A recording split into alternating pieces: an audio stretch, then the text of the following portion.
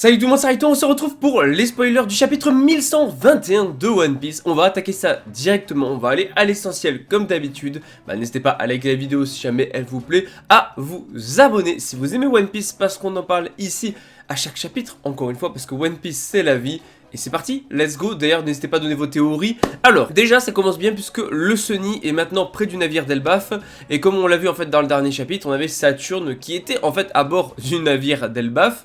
Et on a Luffy qui va sauter, qui va donner un coup de poing à Saturne. Et il va l'envoyer très loin, à perpète. Il va s'envoler tel la Team Rocket. Donc voilà, encore une fois, j'ai envie de dire. Et on voit les réactions aussi par rapport au discours de Vegapunk et tout ça. On voit les réactions de Vivi, de Shirahoshi, même de Judge.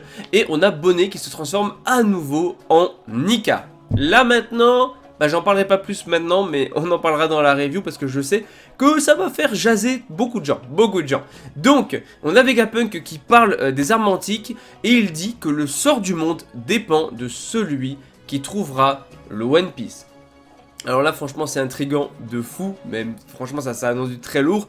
Et on voit les réactions de personnages majeurs de l'œuvre et des réactions de personnages qu'on attendait tous comme Im, l'armée révolutionnaire, Aokiji, la marine. On a quelques nouveaux personnages, on a Dragon, on a Shanks, on a Baggy, on a Mihawk, on a la Cross Guild. Non vraiment c'est des personnages dont j'avais envie de voir la réaction en fait. Voilà, pour moi, il fallait qu'on voit la réaction de tout le monde à cette grosse information que lâche Vegapunk, puisque c'est une information qui change le monde. Donc, il était logique qu'on voit un petit peu tout le monde, et ça, c'est les gros persos que j'attendais, ils sont là, on va les voir, j'ai trop hâte. Et à la fin du chapitre, il y a quelqu'un qui apparaît, et qui semblerait, qui ressemble en tout cas à un autre Figarland qui écoute la diffusion. Alors, voilà, c'est une ombre, hein.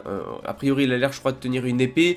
Il n'y a pas plus d'infos, il n'y a pas, je crois, confirmation que ce soit un Figarland ou quoi que ce soit. On verra quand le chapitre sortira. Mais, dans tous les cas, ça a l'air d'être un personnage important. Un nouveau personnage, donc à voir, on ne sait pas trop. Donc on n'a pas plus d'infos pour l'instant. Et pause la semaine prochaine, ça c'est la petite info qui fâche un petit peu. Voilà, on aurait préféré avoir un autre chapitre. En tout cas, on l'oublie pas, One Piece, c'est la vie.